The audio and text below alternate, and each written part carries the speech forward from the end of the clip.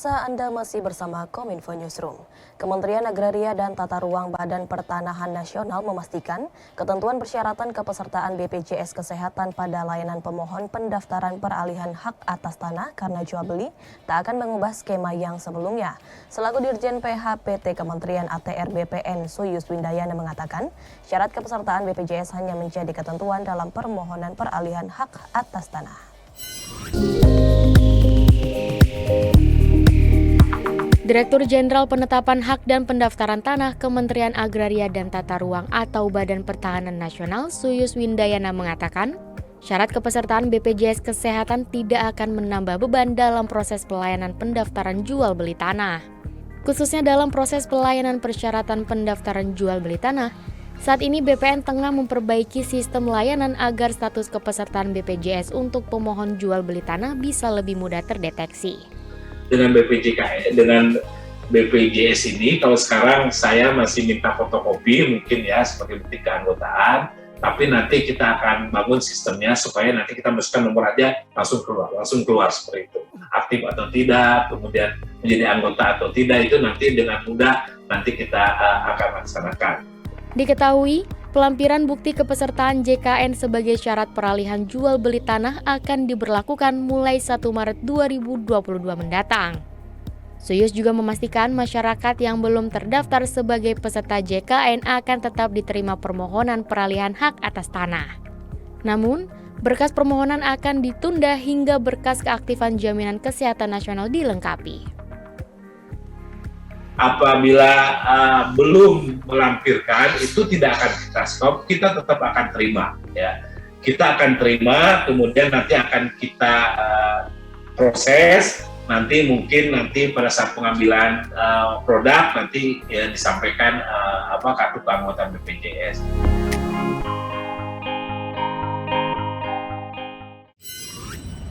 Terkait penerapan syarat aktif kepesertaan BPJS Kesehatan, Dirjen PHPT Suyus Windayana juga mengatakan prosesnya tidak akan dipersulit hanya dengan menyertakan NIK kartu tanda kependudukan.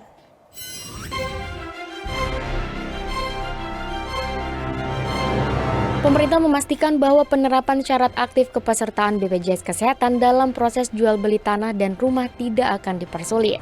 Hal tersebut disampaikan oleh Direktur Jenderal Penetapan Hak dan Pendaftaran Tanah Kementerian Agraria dan Tata Ruang atau Badan Pertahanan Nasional Suyus Windayana mengungkapkan, pihaknya akan memproses secara internal terkait keanggotaan yang termasuk aktif, menunggak, dan lainnya, dengan mengkoordinasikannya secara langsung kepada BPJS Kesehatan. Suyus juga menyatakan dalam prosesnya tidak akan dipersulit lagi dengan harus membawa kartu BPJS, melainkan hanya dengan mengakses NIK kartu tanda kependudukan, masyarakat bisa langsung terdeteksi ke dalam peserta aktif ataupun menunggak. Jadi nanti kita akan mengakses ke datanya BPJS, Pak. Kita akan cek itu data BPJS akan keluar bahwa nunggak, aktif dan lain-lain itu akan sebagai keanggotaan yang nunggak atau keanggotaan yang aktif itu nanti datanya harus kita connect ke datanya BPJS. Nanti akan kita cek, saya juga dalam waktu segera ini kita akan melakukan koordinasi, tapi itu akan dimasukkan ke dalam sistem kita. Apalagi akan lebih mudah nanti tidak perlu membawa kartu BPJS yang dikeluarkan oleh BPJS.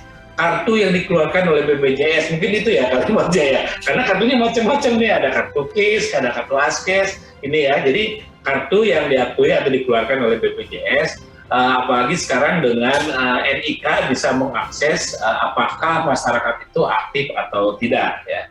Jadi itu yang akan kita lakukan, jadi diproses di kita nanti sambil menunggu aktif atau tidaknya itu nanti kita akan dilakukan di internal kita. Kemudian pada saat pengambilan dokumen kita pastikan semuanya sudah aktif kartunya.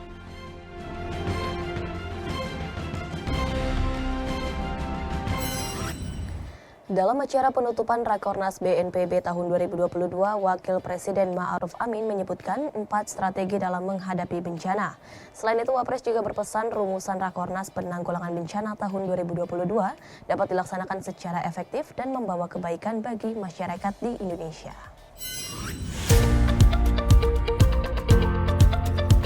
Wakil Presiden Republik Indonesia Kiai Haji Ma'ruf Amin memimpin penutupan Rapat Koordinasi Nasional Penanggulangan Bencana tahun 2022 secara virtual di Jakarta. Dalam kesempatan tersebut, Wapres menyampaikan strategi tindak lanjut hasil Rakornas kepada jajaran Badan Nasional Penanggulangan Bencana dan Badan Penanggulangan Bencana Daerah di seluruh Indonesia. Penguatan mitigasi dan kesiapsiagaan bencana harus tetap dijadikan prioritas dalam meningkatkan ketahanan dan ketangguhan bencana, sebagaimana amanat dari Rencana Induk Penanggulangan Bencana tahun 2021 hingga 2044. Sebagai contoh dalam pencapaian penanganan COVID-19 harus dimanfaatkan sebagai momentum untuk meningkatkan edukasi dan kolaborasi dengan semangat gotong royong. Sehingga kesadaran, kepedulian, dan budaya masyarakat dalam menghadapi bencana tidak hanya tangguh, tetapi juga aktif dalam menjaga lingkungan dan kelestarian alam. Dalam sambutannya, Wapres menekankan bahwa proses pemulihan pasca bencana harus semakin diperbaiki, sebab masa pemulihan ini merupakan salah satu fase terpenting dalam membangun motivasi dan kepercayaan masyarakat untuk dapat bangkit dari akibat bencana yang dialaminya. Terakhir, Wapres berpesan agar rumusan yang telah dihasilkan dalam Rakornas PB 2022 ini dapat dilaksanakan secara efektif di lapangan dan membawa kebaikan bagi seluruh masyarakat Indonesia. Menutup sambutan ini, saya mengapresiasi seluruh insan penanggulangan bencana, baik dari kementerian, lembaga, pemerintah daerah, akademisi, dunia usaha, media, masyarakat, relawan, organisasi non-pemerintah, lembaga internasional, maupun seluruh pihak yang telah memberikan sumbangsih nyata dalam penanggulangan bencana di Indonesia. Saya meyakini kolaborasi dapat terwujud karena setiap pihak mampu mengesampingkan kepentingannya demi tujuan bersama yang lebih besar.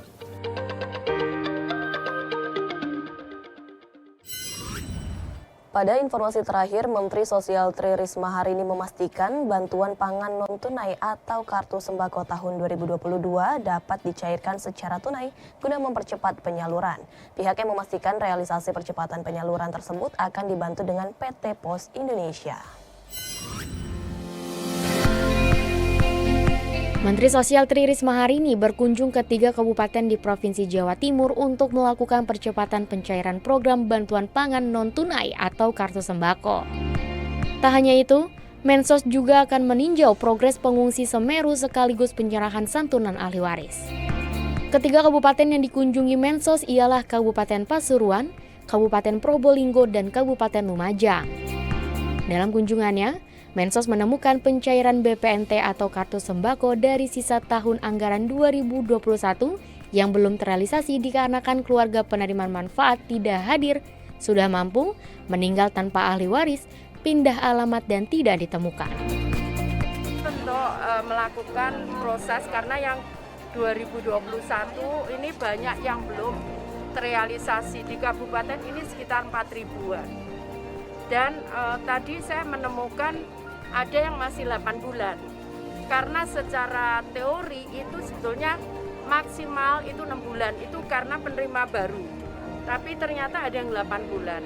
Jadi artinya memang ada yang belum terrealisasi. Ini kita paksakan untuk Kabupaten Pasuruan 2 hari ini harus kelar, 4.000 itu. Di Kabupaten Lumajang, Mensos menyerahkan santunan ahli waris korban bencana meninggal akibat awan panas guguran Gunung Semeru tahap 2. Tercatat terdapat 24 orang ahli waris dengan jumlah total bantuan senilai 360 juta rupiah. Selain itu akan disalurkan juga bantuan logistik berupa makanan siap saji sebanyak 400 paket dan makanan anak sebanyak 360 paket. Pemirsa, Kominfo Newsroom akan kembali sesaat lagi dengan beragam informasi menarik lainnya. Tetaplah bersama kami.